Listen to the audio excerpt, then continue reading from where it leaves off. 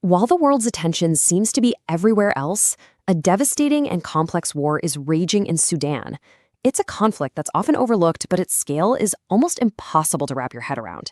So in this explainer, we're going to break down what's really happening in Sudan's forgotten war. And look, that's not an exaggeration.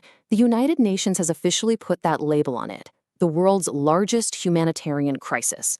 That one sentence tells you just how massive the catastrophe we're about to dive into really is. And to bring this from just a big abstract idea down to the grim reality on the ground, just think about this.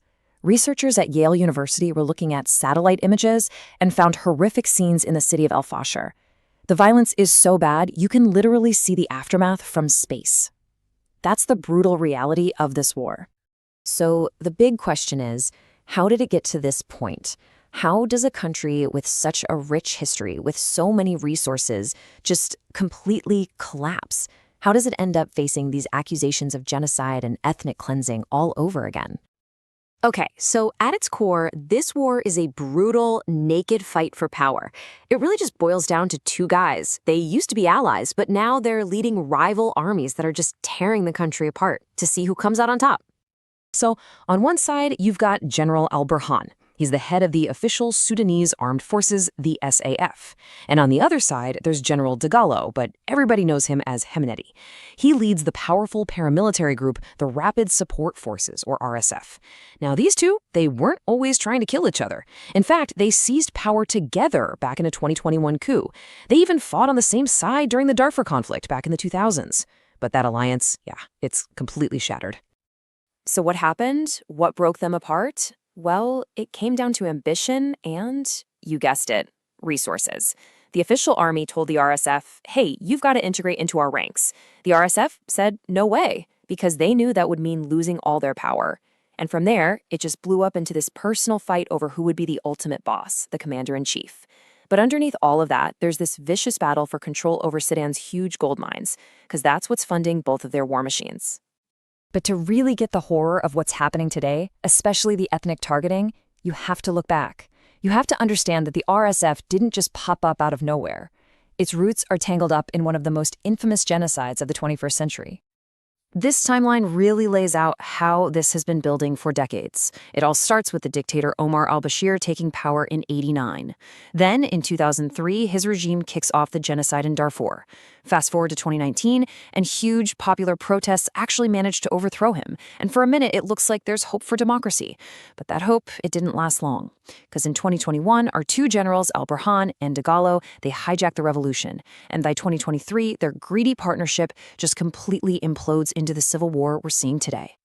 So let's go back to that 2003 genocide in Darfur. The government armed and then just unleashed this brutal Arab militia to go after non-Arab tribes. They were called the Janjaweed, and that name, it literally translates to a horse-riding devil. It perfectly captures the absolute terror they brought with them. Mass killings, rape, you name it.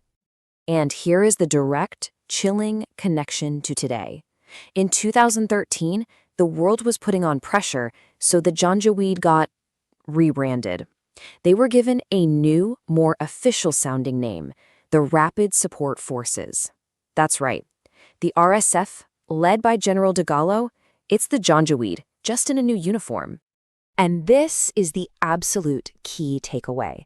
The name changed, but the mission, the ideology, not one bit. The RSF is now being accused of targeting the exact same non-Arab ethnic groups, people like the Fur, the Masalit, and the Zagawa that the Janjaweed brutalized 20 years ago.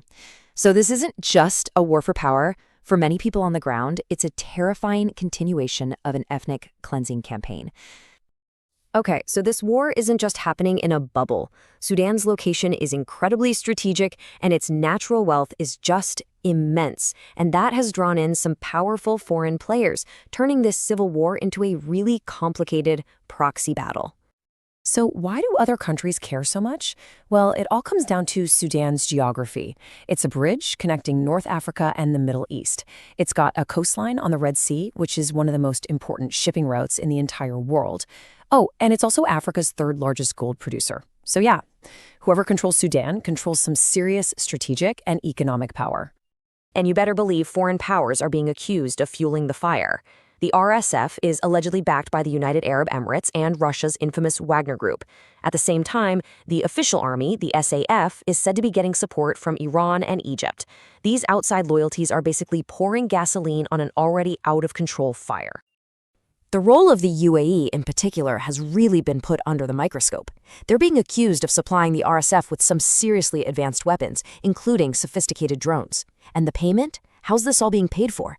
Well, allegedly, with smuggled gold that's being plundered right out of Sudan's mines. It's just this vicious cycle. Resources are literally funding the country's own destruction.